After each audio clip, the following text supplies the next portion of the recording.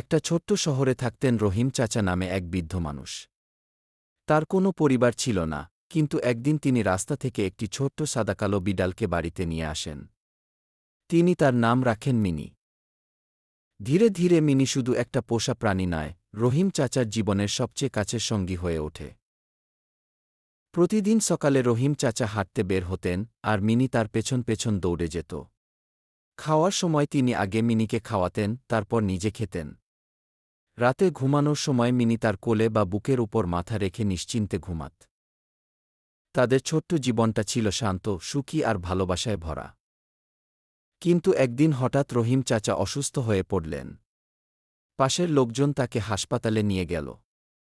Mini কিছুই বুঝতে পারল না, সে শুধু দরজার সামনে বসে থাকল, যেখান দিয়ে রহিম চাচাকে নিয়ে যাওয়া হয়েছিল। দিন যায়, রাত যায়, রহিম চাচা আর ফিরে আসেন না। মিনি প্রতিদিন একই জায়গায় বসে থাকে। কেউ রাস্তা দিয়ে গেলে সে চমকে উঠে তাকায়, মনে করে এই বুঝি তার প্রিয় মানুষটা ফিরে এসেছে।